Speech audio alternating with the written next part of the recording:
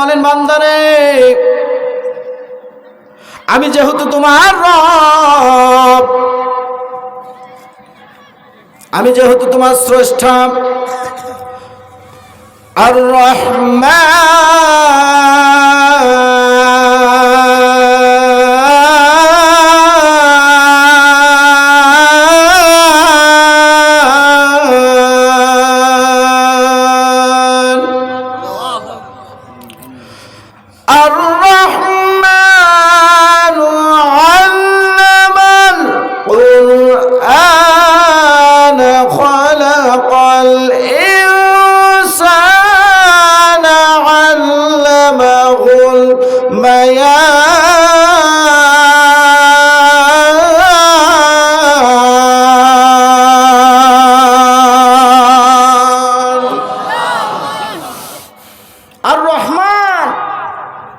তিনি কে?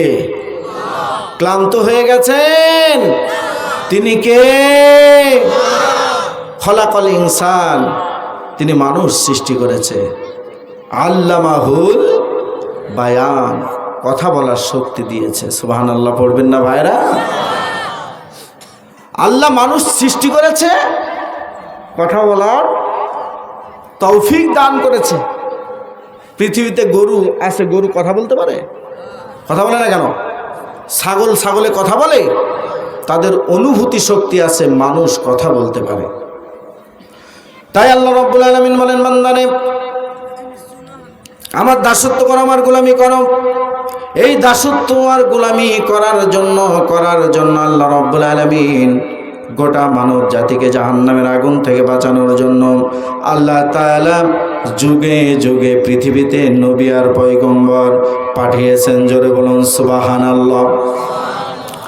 আল্লাহ রাব্বুল আলামিন বলেন, ওয়ালাকাদ বাআসনা ফি কুল্লি উম্মাতিন রাসূলান আন ইবুদুল্লাহা ওয়াজতানিবুত তাগুত। আল্লাহ তাআলা বলেন, আমি যেহেতু আলোচনার দুইটা বিষয় নিয়ে আলোচনা করার মনোনিবেশ করেছি, এতক্ষণ পর্যন্ত আপনাদেরকে বিষয়টা বুঝালাম, মূল আলোচনা এবার শুরু করে দিলাম। আল্লাহ পাক বলেন, পৃথিবীতে এমন কোনো জাতি নাই, এমন কোনো সম্প্রদায় নাই যে জাতির জন্য, যে কওমের জন্য আমি আল্লাহ তাআলা নবী আর পয়গম্বর পাঠাই নাই। জোরে কোন সুবহানাল্লাহ। প্রত্যেকটা জাতির জন্য নবী পাঠিয়েছেন আল্লাহ তাআলা। এমন কোন সম্প্রদায় নাই যাদের জন্য নবী পাঠাই নাই। প্রিয় ভাইরা আমার, প্রিয় মুসলমানেরা, বুদ্ধি করে একটু বলেন তো শুনি, আমরা কোন নবীর উম্মত? বলেন, আমাদের নবীর নাম কি? আছে না আমার মুক্তার, আছে না আমার বারিস্টার, আছে না আমার মুক্তার, আছে না আমার বারিস্টার, শেষ বিচারের হাইকোর্টেতে তিনি আমায় করবেন পার। আমি পাপী, তিনি জামিনদার, আমি পাপী, তিনি জামিনদার। বলুন মারহাবা। আমার একজন উকিল আছে, উকিলটাকে বিশ্বনবী মুহাম্মাদুর রাসূলুল্লাহ সাল্লাল্লাহু আলাইহি ওয়াসাল্লাম। আল্লাহ তাআলা শেষ নবী পাঠিয়েছেন উম্মতে মুহাম্মাদের জন্য। প্রত্যেকটা নবীর দায়িত্ব ছিল আল্লাহর দাসত্ব করার। আনি আবুদুল্লাহ, প্রত্যেকটা নবী বলেছিল, ও আমার জাতির লোকেরা, ও আমার সম্প্রদায়ের লোকেরা, তোমরা আল্লাহর দাসত্ব করো, আল্লাহর গোলামি করো। ওয়াজতানিবুত তাগুত, মানব রচিত যত পথ আর মত আছে, সব পথ আর মতগুলো তোমরা ডাস্টবিনে ফেলে দাও। আল্লাহর নবী, বিশ্ব নবী মুহাম্মদ রাসূলুল্লাহ সাল্লাল্লাহু আলাইহি ওয়াসাল্লাম দাওয়াতের কাজ শুরু করে দিয়েছিলেন। আমার আল্লাহ তাআলা নবীজিকে বললেন, ও আমার প্রিয় হাবিব, আপনি দাওয়াতের কাজ শুরু করে দেন। আল্লাহ রাব্বুল আলামিন নবীকে বললেন, ও আমার নবী, আপনি দাওয়াতের কাজ শুরু করে দেন। আল্লাহর পয়গম্বর যে কথাগুলো মানুষের সামনে বলেছেন, ওয়া মা ইয়ানতিকু আনিল হাওয়া ইন হুয়া ইল্লা ওয়াহয়ু ইউহা। পড়ুন আল্লাহু আকবার। প্রিয় ভাই, আপনারা কি ক্লান্ত হয়ে গেলেন? আলোচনা কি চালাবো? আমি কিন্তু দুইটা বিষয় নিয়ে কথা বলার চিন্তা করেছি। এখন চলছে কার আল্লাহর দাসত্ব নিয়ে কথা। নবীরা পৃথিবীতে এসে মানুষকে আহ্বান করেছে, আনি আবুদুল্লাহ, কার ইবাদত করতে হবে? এবার জোরে বলুন, কার ইবাদত? আল্লাহর ইবাদত। আর বলেছে ওয়াজতানিবুত তাগুত, সমস্ত শিরকিয়াতের দিক পরিত্যাগ করো। শিরক বেদাত সব ছেড়ে দাও। মানুষের তৈরি করা যা আছে আইন ও কানুন সব ছেড়ে দাও। আমি আল্লাহর গোলাম হও। নবী আর আমি আল্লাহ যেটা বলি সেটাকে মেনে নাও, সেটা দিয়ে তোমাদের জীবন পরিচালনা করো। কথা পরিষ্কার বুঝতে পেরেছেন? নবীরা নিজের থেকে বানায়া বানায়া কোনো কথা বলেন নাই। আল্লাহ নিজে বলেছেন, নবীরা নিজের থেকে বানিয়ে বানিয়ে কোনো কথা মানুষদেরকে, তার জাতিদেরকে শোনান নাই। ওমা আল্লামনাহু শি'রা ওমা ইয়ানবাগি লা, নবীদেরকে কবিতা আবৃত্তি করার জন্য পাঠানো হয় নাই। নবীরা তাদের সম্প্রদায়ের লোকের কাছে কবিতা আবৃত্তি করেন নাই, কবিতা পড়ে তাদেরকে শোনান নাই। বরং নবীরা তাদের কথা যা বলেছে, আমার আল্লাহ যেটা বলতে বলেছেন, নবীরা তাদের উম্মতের কাছে সেই কথা বলেছেন। আমার ভাইয়ের, আমার বাবাদের, আমার আল্লাহ পাক বলেন, নিজের থেকে বানায়া বানায়া নবীরা যদি কোনো কথা বলে জাতির উদ্দেশ্যে চালিয়ে দিত, আমি আল্লাহ তাআলা আমার নবীর ডান হাতকে চেপে ধরতাম আর তার জিহ্বাকে আমি আল্লাহ তাআলা কেটে দিতাম। পড়ুন আল্লাহু আকবার। নবীরা ভোট নিয়ে নবী হয় না, সিলেকশনের মাধ্যমে ভোট নবী হয় না। মানুষ বলবে এটা নবী হবে না। নবী যারা হবে, হুয়াজতাবাকুম ওয়া মা জাআলা আলাইকুম ফিদ-দীন মিন হারাজ, আমার আল্লাহ যাকে বাছাই করেছে, যারে পছন্দ করেছে তারে নবুয়ত দিয়েছেন। আল্লাহ যারে বাছাই করেছে তাদেরকে এই মাহফিলে আসার তৌফিক দিয়েছেন। সুবহানাল্লাহ পড়তে পারেন নাই? এখনো এমন লোক আছে এখানেই মাহফিলের ভিতরে বসে আছেন, শয়তান পিছনে থেকে আপনারে ওয়াসওয়াসা দিচ্ছে, আর কতক্ষণ শুনবি, আর কতক্ষণ শুনবি, ওই যে আসরের পর থেকে শুরু করেছিস, আর শোনার দরকার নাই, রাত 1টা বাজতে চললো, আর শুনতে হবে না, চল বাড়ি যাই, বাড়ি যাই। আমার আল্লাহ বলেন, জান্নাত থেকে তো বের হয়ে যায় শয়তান। জান্নাত থেকে বের কোনোদিন বনি আদম সন্তান, আল্লাহর নবী ইব্রাহিমের সন্তানেরা জান্নাত থেকে বের হতে পারে? এই জান্নাতের মধ্য থেকে কেউ বের হয়ে যাবে, তার মানে আপনাকে বুঝতে হবে শয়তান তারে ধরেছে, শয়তান তারে থাকতে দিচ্ছে না, বারবার তারে ওয়াসওয়াসা দেয়, চল বাড়ি চলে যায়। প্রিয় ভাইরা, অনেক আলোচনা, একটু সহযোগিতা না করলে আলোচনাটা কমপ্লিটলি আপনাদেরকে উপস্থাপন করতে পারবো না। সহযোগিতা করুন। বাড়তি কোনো কথা আমি বলছি না, কোরআন দিয়ে কোরআন তাফসীর আপনাদেরকে বোঝানোর চেষ্টা করছি। নবীরা নিজের থেকে বানায়া কোনো কথা বলেন নাই। নবীরা যা বলেছেন, নবীরা সব কথাগুলো বলেছেন আল্লাহ পাকের কথা। আমার আল্লাহ রাব্বুল আলামিন বলেন, গোলাম হুয়াল্লাযী আরসালা রাসূলাহু বিল হুদা ওয়া দীনিল হাক্কি লিইযহিরাহু আলাদ-দীনি কুল্লিহি ওয়া কাফা বিল্লাহি ওয়াকিলা। আল্লাহু আকবার। আল্লাহ রাব্বুল আলামিন বলেন, হুয়াল্লাযী আরসালা রাসূলাহু বিল হুদা, আমি যারে রিসালাত দিয়েছি, আমি যারে নবুয়ত দিয়েছি তারে হেদায়েতের উপরে, আর আমি তার যে দ্বীন দিয়েছি, দ্বীনটা হলো ইসলাম, তামাম পৃথিবীতে যত ধর্ম আছে সমস্ত ধর্মের উপরে আমি আল্লাহ তাআলা ইসলাম এর বিজয় দান করে দেব। আল্লাহু আকবার। আল্লাহ রাব্বুল আলামিনের কাছে একটা ধর্ম, একটা দিন, শুধুমাত্র একটা দিন আল্লাহর কাছে গ্রহণযোগ্য। কথা কি আমার না আল্লাহর? আল্লাহ পাক দলিল দেন, কোরআনে বলছেন ইন্নাদ-দীন ইনদাল্লাহিল ইসলাম। আমি আল্লাহর কাছে একমাত্র মনোনীত ধর্মের নাম হলো ইসলাম।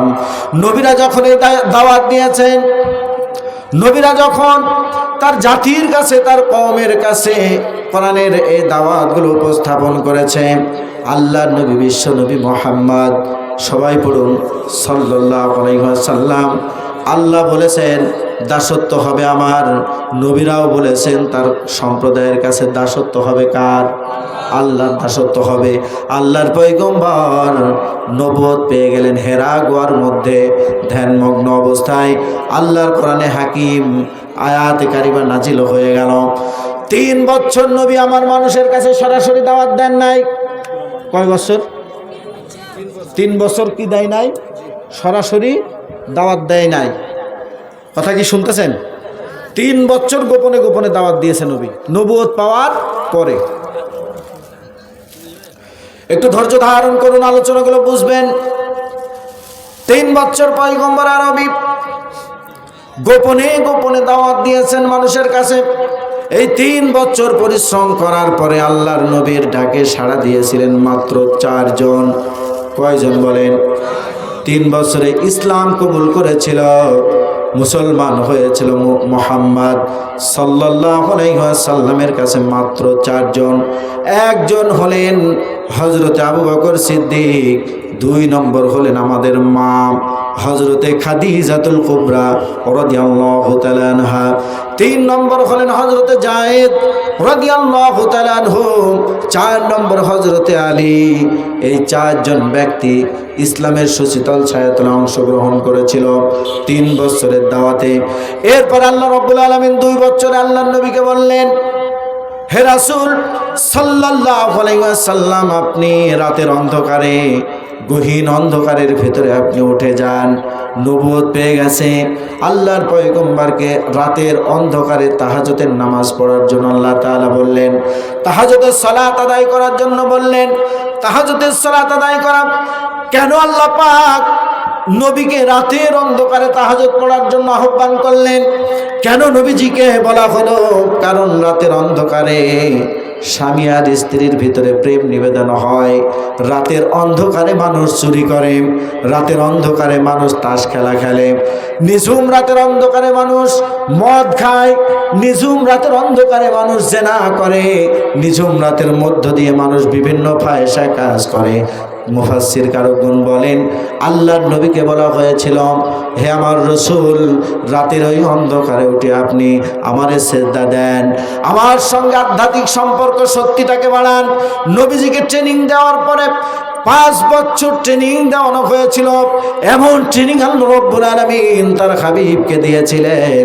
এই ট্রেনিং প্রাপ্ত হওয়ার পরে এই 4 জন সাহাবাকে নিয়ে আল্লাহ রাসূল সাল্লাল্লাহু আলাইহি ওয়াসাল্লাম, আল্লাহর পয়গম্বর, এইবার আল্লাহ পাক বললেন, ও রব্বাকা ফাকাব্বির, ও আমার হাবিব, ও আমার রাসূল, ও আমার নেতা, তোমার রবের নামে ধ্বনি মদিনা মক্কার আনাসে কানাসে মানুষের সামনে তোমার রবের নামের ধ্বনি দাও।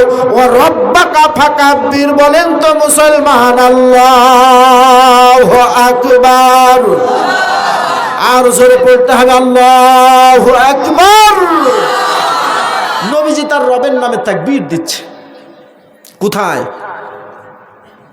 কোন জায়গায় দাওয়াতের কাজ চলছে? কোন জায়গায়? মক্কাতে। পয়গম্বর আরবী আহ্বান করলেন, পাহাড়ের উপরে উঠে সরাসরি নবীজি আহ্বান করলেন, ইয়া আইয়ুহান নাস কুলু লা ইলাহা ইল্লাল্লাহ। ও মক্কার লোকেরা, ও মক্কাবাসী, লা ইলাহা ইল্লাল্লাহ পড়ে নাও, আল্লাহ এক, মুহাম্মদ সাল্লাল্লাহু আলাইহি ওয়াসাল্লাম আমি হলাম আল্লাহর রাসূল। নবীজি যখন এই দাওয়াতের কাজ শুরু করে দিলেন, খেয়াল করে শুনুন, আবু জেহেল তার গোষ্ঠী ওই মক্কার মেন চেয়ারে বসে আছে। আবু জেহেল নেতা, এই নেতা তার মাথা তো গরম। যখন আল্লাহর পয়গম্বর দাওয়াত দিলেন, আল্লাহর হুকুম ছাড়া কারো হুকুম মানা যাবে না, আল্লাহর আইন ছাড়া কারো আইন মানা যাবে না, আল্লাহর ইবাদত ছাড়া কারো ইবাদত করা যাবে না। আবু জাহেলের মাথা নষ্ট হয়ে গেছে। আল্লাহর পয়গম্বরের আপন চাচা নাম কি জানেন নাকি? আল্লাহ রসুল সাল্লাল্লাহু আলাইহি ওয়াসাল্লামকে যিনি সবচেয়ে বেশি বাসতেন কে? আবু তালেব। কে? আবু তালেব। আল্লাহ রসুল যখন ওপেন ভাবে দাওয়াতের কর্মকাণ্ড শুরু করে দিলেন, এই দাওয়াতের কাজ করতেছেন, তখন আবু জেহেল আবু তালেবের কাছে গেল। মক্কার লিডারেরা আবু তালেবের কাছে যাওয়ার পরে বলল, ও আমাদের লিডার আবু তালেব গো, তোমার ভাতিজা মুহাম্মাদুর রাসূলুল্লাহ সাল্লাল্লাহু আলাইহি ওয়াসাল্লাম নতুন ধর্ম নিয়ে এসেছে, নতুন ধর্মের দাওয়াত দেয়। আমাদেরকে তো বাপ দাদার ধর্ম থেকে অন্য ধর্ম পালন করার জন্য তোমার ভাতিজা বলতেছে, সুতরাং আমরা মুরতাদ হতে পারবো না, আমরা আমাদের বাপ দাদার ধর্ম ছাড়তে পারবো না। আবু জাহেল এই প্রস্তাব দিল, ও আবু তালেব গো, তোমার ভাতিজাকে একটু বুঝাইয়া বলো, নরম নরম ভাষায় একটু বুঝিয়ে বলো, তোমার ভাতিজা যেন কালেমার দাওয়াত বন্ধ করে দেয়। তোমার ভাতিজা কালেমার দাওয়াত যদি বন্ধ করে দেয়, এই মক্কার ভিতরে সব চাইতে সুন্দরী নারী তোমার ভাতিজার জন্য আমরা বিয়ে দিয়ার ব্যবস্থা করে দেব। এমনকি তোমার ভাতিজা যদি বাড়ি চায়, আমরা বাড়ি করে দেব। তোমার ভাতিজা যদি লাল উট চাই, লাল উট দেব, দুম্বা দেব, ভেড়া দেব, অনেক কিছু তোমার ভাতিজাকে দেওয়া হবে। শর্ত হলো তোমার ভাতিজাকে বোঝাও ও যেন কালেমার দাওয়াত বন্ধ করে দেয়। কথা কি বুঝতে পারছেন প্রিয় ভাইরা? কিসের দাওয়াত বন্ধ করে দেয়? কালেমার দাওয়াত যেন বন্ধ করে দেয়। এই প্রস্তাব আবু তালেবের কাছে দেওয়া হলো, কারণ আবু তালেব নবীজিকে অনেক বেশি ভালোবাসতেন, অনেক বেশি মহব্বত করতেন। আল্লাহর নবীর আব্বাজান আম্মাজান দুনিয়ায় ছিলেন না, আবু তালেব কলিজার ভিতরে করে নবীজিকে রেখেছিল, কিন্তু ঈমান আনতে পারে নাই। কিয়ামতের ময়দানে আবু তালেবের সব চাইতে কম শাস্তি আল্লাহ রাব্বুল আলামিন দিবেন, দুইটা জাহান্নামের আগুনের জুতা পরিয়ে দেওয়া হবে। আমার ভাইয়েরা, আমার খেয়াল করে শুনুন, এ কথা বলার পরে আবু তালেবের কাছ থেকে আবু জেহেল, উতবা, উতাইবা, সাইবা ওরা চলে গেল। যাওয়ার পরে নবীজি যখন আসলো, আবু তালেব ডেকে ডেকে বলল, ও আমার ভাতিজারে, তুমি কেন এই মক্কার ভিতরে গ্যাঞ্জাম তৈরি করতেছো, ফাসাদ তৈরি করছো? তোমাকে আমি বুঝাই, তুমি কেন এমন কথা বলো যে কথা বললে কুরাইশ বংশে মারামারি লেগে যাবে, গোষ্ঠী দ্বন্দ্ব হবে? কেন তুমি এই ধরনের দাওয়াত দাও? তুমি দাওয়াত বন্ধ করে দাও। এই যে প্রস্তাব দেওয়া হয়েছিল, তারা আমারে প্রস্তাব দিয়ে গেল, আবু জেহেলরা প্রস্তাব দিয়ে গেল, তুমি যদি নারী চাও তোমারে নারী দেওয়া হবে, তুমি যদি বাড়ি চাও বাড়ি দেওয়া হবে, লাল উট চাও সব কিছু তোমারে দেওয়া হবে, যা চাইবা তাই দেওয়া হবে, বিনিময়ে আল্লাহর কথা তুমি বন্ধ করে দাও। আল্লাহর নবী বললেন, ও আমার চাচা গো, তুমি শুনে রাখো, তারা যেটা আমারে দিতে পারবে সেটা দেওয়া তো দূরের কথা, তারা যদি আমারে পূর্ণিমার চাঁদ এনে আমার ডান হাতে ধরিয়ে দেয়, আর যদি তারা সূর্যটা এনে আমার বাম হাতে এনে দেয়, ডান হাতে চাঁদ আর বাম হাতে সূর্য এনে দেয়, একটা সেকেন্ডের জন্য তাওহীদের দাওয়াত আমি বন্ধ করে দেব না।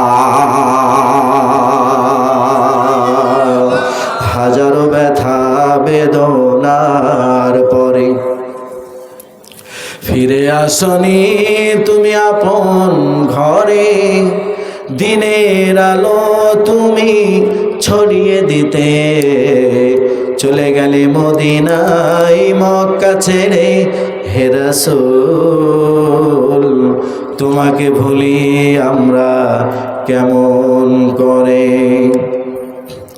খেয়ে না খেয়ে দিন প্রচারের কাজে নিজেকে দিয়েছ বিলিয়ে, তায়েফের কাফেরেরা চিনল না সে আলো, দুষ্টু ছেলেদের পিছু দিল লেলিয়ে। পাথরের আঘাতে ক্ষত বিক্ষত হয়ে সারা শরীর থেকে রক্ত ঝরে, হে রাসূল তোমাকে ভুলি আমরা কেমন করে। বলুন মারহাবা। আল্লাহ রাসূল যখন দাওয়াতকে ডিনাই করে দিলেন, ডিনাই করার পরে আবু জাহেলের গোষ্ঠী চিন্তা করল, নরম নরম কথায় যখন মুহাম্মদ আর তার অনুসারীদেরকে যখন পাড়ো করা গেল না, নরম নরম কথা বলে যখন তারা কালেমার পথ থেকে, আল্লাহর পথ থেকে যারা সরে আসলো না, এইবার আমাদের একটু গরম হতে হবে। কাফেররা হাতের উপরে হাত রেখে শপথ গ্রহণ করলো। কাফেররা বলতে লাগলো, লা তাসমাউ লিহাদাল কুরআনি ওয়ালগাউ ফীহি লাআল্লাকুম তাগলিবুন। খেয়াল করে শুনুন, এটা কিন্তু আল্লাহর কথা না, এটা কাদের কথা? কাফেরদের কথা। আল্লাহ কাফেরদের কথাটা কোরআনের আয়াত দিয়ে আল্লাহ তাআলা আমাদেরকে শুনিয়ে দিয়েছেন। সুবহানাল্লাহ পড়বেন না? লা তাসমাউ লিহাদাল কুরআন। কাফেররা বলেছিল এই কোরআন শুনতে দিও না। কি বলেছিল? কোরআন শুনতে দিও না, কোরআনের আলোচনা যেখানে হবে সেখানে বাধা দাও, হট্টগোল বাঁধাও, সেখানে তাদেরকে ডিসকারেক্ট করার জন্য বিরক্তি করো, বিরক্তি করে শেষ পর্যায়ে তারা যদি সেখান থেকে না ছড়ে তাদেরকে হত্যা করো, বন্দী করো, মেরে ফেলো। কথা বুঝতেছেন আপনারা? কালেমার দাওয়াত আল্লাহর নবী দিয়েছেন, সাহাবা ইকরাম আল্লাহ রসুলের সাথে ছিলেন। খেয়াল করুন, তারা বলল কোরআনের আওয়াজ মক্কাতে আমরা নিভিয়ে ছাড়ব। তারা বলল মুহাম্মদ সাল্লাল্লাহু আলাইহি ওয়াসাল্লামকে এই মক্কাতেই আমরা মেরে ফেলে দেব। নাউজুবিল্লাহ পড়বেন না? যখন তারা এই পরিকল্পনা গ্রহণ করল, খেয়াল করুন, এই পরিকল্পনা গ্রহণ করার পরে কাফেররা যখন এই পরিকল্পনা গ্রহণ করল, আল্লাহর নবী সাহাবায়ে কেরাম তারাও পরিকল্পনা নিল। তারা আল্লাহর নবীর হাতের উপরে হাত দিয়ে তারাও বায়াত গ্রহণ করল। জোরে বলেন আল্লাহু আকবার। কাফেররা একদিকে তারাও স্ট্রং হলো, সাহাবায়ে কেরাম নবীজির হাতে হাত রেখে তারাও নবীজির হাতে বায়াত গ্রহণ করলো। তারাও বলল, ইয়া রাসূলুল্লাহ, ওই যে মূসা আলাইহিস সালামের উম্মতেরা বলেছিল, ও মূসা তুমি আর তোমার আল্লাহ মিলে যুদ্ধ করো, গিয়ে আমরা যুদ্ধের ময়দানে যেতে পারবো না। ও আল্লাহর নবী, মূসা আলাইহিস সালামের উম্মতের মতো আমরা আপনাকে এই কথা বলবো না, বরং আমরা আমাদের জীবনের শেষ মুহূর্ত পর্যন্ত আমাদের চোখের পাতা যতক্ষণ নড়বে ততক্ষণ পর্যন্ত আমরা কোরআনের জন্য কাজ করে যাব। আল্লাহু আকবার, আল্লাহু আকবার। কি দাসত্ব, কি গোলামের নমুনা! কাফেররা বলছে যেখানে যেভাবে পাবা তাদের পিঠে চামড়া তুলে দিবা, হত্যা করবা, মেরে ফেলবা। আর সাহাবীরা বলছি, ইয়া রাসূলুল্লাহ, চোখের পাতা যতক্ষণ নড়বে ততক্ষণ পর্যন্ত কোরআনের পথে থাকবো, কোরআন থেকে জাররা পরিমাণ পিছু হটবো না, হটবো না, হটবো না। আল্লাহু আকবার। আপনারা কি হটবেন? কোরআনের রাস্তা থেকে কি দূরে যাবেন? বালা মুসিবত বিপদ আপদ যত আসুক না কেন, ফাকাদ ইসতামসাকা বিল উরওয়াতিল উসকা লা ইনফিসাম লাহা, আমার ঈমান তো সেই ঈমান, আমাকে টুকরা টুকরা করে দিলে ঈমানের জায়গা থেকে এক জাররা পরিমাণকেও সরাইয়া দিতে পারবে না, পারবে না, পারবে না, পারবে না। ঠিক কি না? নাকি আপনারা ঈমান ছেড়ে পালায়ে যাবেন? ঈমানের জায়গা থেকে কেউ সরিয়ে দিতে পারবে? এটা হলো আমার ঈমান। সাহাবায়ে কেরাম সেই শপথ গ্রহণ করলেন। এবার কাফেররাও স্ট্রং, সাহাবীরাও স্ট্রং। দুই দলের এইবার হবে সংঘর্ষ। বলবো না ছেড়ে দিয়ে বাড়ি চলে যাবেন? বলবেন ইনশাআল্লাহ? আল্লাহর নবী সাহাবারা বললেন, ইয়া রাসূলুল্লাহ আমরা রাজি। এইবার কি হবে? খেলা হবে। কি হবে? কোথায়? ওই মক্কাতে। এক গ্রুপ হলো হিজবুল্লাহ, এক গ্রুপ কার? কথা বলে না কেন? আর এক গ্রুপ হিজবুল শয়তান। কার? শয়তানের। শয়তানের গ্রুপ আর আল্লাহর গ্রুপ, এই দুই গ্রুপে এইবার ময়দানে খেলা হবে। এই খেলা এবার আপনারা একটু দেখেন তো, ঈমান কাকে বলে, আল্লাহর দাসত্ব কাকে বলে। তারা যখন খেলা শুরু করে দিল, সর্বপ্রথম সাহাবায়ে কেরামদেরকে ধরে ধরে নিয়ে আসা হচ্ছিল। একটা পরিবার, এত সুন্দর একটা পরিবার, হযরত ইয়াসির রাদিয়াল্লাহু তাআলা আনহু, হযরত সুমাইয়া রাদিয়াল্লাহু তাআলা আনহা, হযরত আম্মার, হযরত আব্দুল্লাহ। কয়জন? আপনারা ঝিমিয়ে পড়েছেন আমি বুঝতে পারছি। যান বাড়ি চলে যান, বাড়ি চলে যান। কথা বলছেন না। কয়জন পরিবারে? হযরত ইয়াসির হলো বাপ, ভালো করে খেয়াল করুন। ইয়াসির হলো বাবা, সুমাইয়া হলো মা। আম্মার ছেলে সুমাইয়া আর ইয়াসিরের ছেলে আব্দুল্লাহ হলো ইয়াসির আর সুমাইয়ার ছেলে। দুই ছেলে আর স্বামী আর স্ত্রী, চারজনকে ঈমান আনার জন্য, আল্লাহ দ্বীন মানার জন্য, কালেমার পথে থাকার জন্য খানায়ে কাবার পাশে চারজনকে পিঠ মোড়া করে এমন ভাবে বাঁধা হয়েছে, হযরত ইয়াসির রাদিয়াল্লাহু তাআলা আনহুকে লোহার রড দিয়ে পিটানো হচ্ছে। লোহার ডান্ডা দিয়ে, লোহার রড দিয়ে হযরত ইয়াসিরকে পিটানো হচ্ছে। আবু জেহেলের লোকেরা পিটাচ্ছে, হযরত ইয়াসির হাসতেছেন। আল্লাহু আকবার। হযরত আম্মারকে বাবার সামনে পিঠ মোড়া করে বেঁধে তারেও পিটানো হচ্ছে লোহার রড দিয়ে। হযরতে আব্দুল্লাহকে পিঠ মোড়া করে বেঁধে তারেও পিটানো হচ্ছে। হযরতে সুমাইয়া রাদিয়াল্লাহু তাআলা আনহাকে জমিনের ভিতরে ফেলে দেওয়া হয়েছে। দেখেন তো আল্লাহর গোলামি কাকে বলে, আল্লাহর দাসত্ব কাকে বলে। হযরতে সুমাইয়া রাদিয়াল্লাহু তাআলা আনহাকে স্বামীর সামনে, ছেলেদের সামনে উলঙ্গ করে দেওয়া হয়েছে। আহারে কত বড় নেককারজনক কাজ। পৃথিবীর মঞ্চে এরকম কলঙ্কিত অধ্যায় আর নাই। আবু জেহেল যা করেছে, আবু জেহেলের গোষ্ঠী যা করেছে, কেমনে আপনাদেরকে শোনাই ঘটনা। ঈমান আনার জন্য, কোরআনের পথে থাকার জন্য কিনা নির্যাতন তাদের উপরে চালানো হয়েছে। তাও আল্লাহর বান্দারা وَمَا نَقَمُوا مِنْهُمْ إِلَّا أَن يُؤْمِنُوا بِاللَّهِ الْعَزِيزِ الْحَمِيدِ। জোরে পড়ুন আল্লাহু আকবার। তাদের কোনো অপরাধ ছিল না। কাদের? ওই ইয়াসির, আম্মার, এই আমাদের কোনো অপরাধ নাই। অপরাধ হলো একটাই, তারা আল্লাহর নামে ঈমান এনেছে, আল্লাহর পথে তাদের জীবনটা পরিচালনা করেছে। এই একটা মাত্র অপরাধের কারণে তাদেরকে হত্যা করা হয়েছে, নির্যাতন করা হয়েছে। হযরত সুমাইয়া ইয়াসির রাদিয়াল্লাহু তাআলা আনহুকে পিঠ মোড়া করে বেঁধে দেওয়া হয়েছে। আল্লাহর পয়গম্বর তখন পাশ দিয়ে হেঁটে যাচ্ছেন।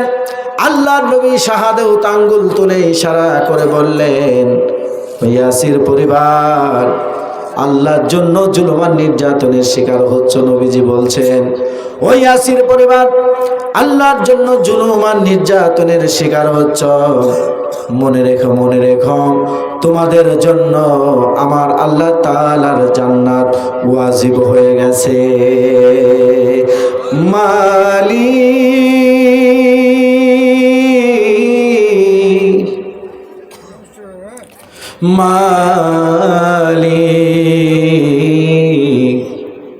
একটি ঘর বানিয়ে দিও,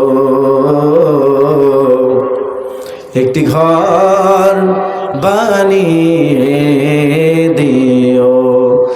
মালিক তুমি জান্নাতে তোমার কাছে আমার